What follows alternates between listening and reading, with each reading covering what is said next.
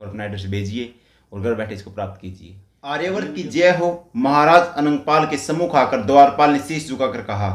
अनंगपाल ने द्वारपाल से पूछा, ढलते सूर्य के समय हमसे कौन मिलने की इच्छा रखता है कारणिक? द्वारपाल कारणिक ने धीरे से स्वर में कहा, महाराज आरस देश के सम्राट पृथ्वीपति के द्वार पर शरणागत के रूप में शीश झुकाए खड़े हैं।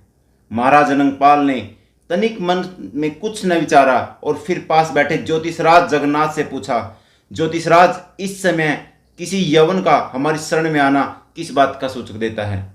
जगन्नाथ ने अपनी पोथी के 2-4 पन्ने पलटे, फिर एक कागज पर एक दूसरे को काटती हुई लकीरें खींची और उनके बीच रिक्त स्थानों में कुछ संख्याएं लिखी, फिर कुछ बताए बिना ही खामोश हो गए। जगन्नाथ की खामोशी देखकर महाराजा अनंगपाल ने ज्योतिषराज से पूछा, क्या बात है ज्योतिषराज?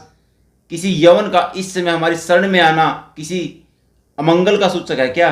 ज्योतिषराज ने सिर झुकाकर कहा, अक्षमा करें पृथ्वीपति, किसी यवन का शरण देना ज्योतिष ही नहीं नीति से भी अनुचित है। दरवाजे पर बाहर खड़े वह याचक को शरण देने में आर्य सभ्यता व संस्कृति ही नहीं बल्कि सृष्टि के आरंभ से आज तक सुसंपन्न आर्यों का चक्रवर्ती साम्राज्य भी छिन्न भिन्न हो सकता है। ज्योतिषराज जगन्नाथ की बातें सुनकर महाराजा अनंगपाल की आंखें क्रोध से लाल हो गई। उन्होंने चिल्लाकर कहा, क्या अनर्थ बोलते हो? ज्योतिषराज, आर्यवर्त की तरफ कुदृष्टि देखकर कौन अभागा बिना मौत मरने की सोचेगा? इसके बाद आगे पढ़ते हैं दोस्तों। अक्षमा करें महाराज, विश्व को ज्योतिष विद्या आर्यवर्त की ही देन है और ज्योतिष के हिसाब से ढलते सूर्य के समय शरण मांगने वाला याचक गोभक्षक है। उसे शरण देना विपत्ति मोल लेना है। अपने आसन से खड़े होकर हमने जो कुछ लाइनें आपके सामने रखी वो इस पुस्तक से थी। पृथ्वीराज चौहान एक प्राइज विजेता। इस पुस्तक को पढ़कर आप पृथ्वीराज चौहान जी के बारे में बहुत कुछ जानेंगे। उनके जो वीरता और एकता के लिए, उन्होंने राष्ट्र की अखंडता को बचाने के लिए क्या क्या किया, उस सब के बारे में इसमें जानकारी है।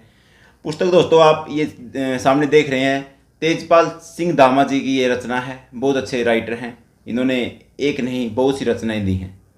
मैं बताना चाहता हूँ आपको, अगर इसको मंगवाना है तो आप हमारे व्हाट्सएप नंबर 9068415684 पर अपना एड्रेस भेजिए और घर बैठे इसको प्राप्त कीजिए। अगली वीडियो में फिर किसी ऐसी ही एक क्रांतिकारी रचना के बारे में बात करेंगे। तब तक जय आर्य, जय आर्यवर्त।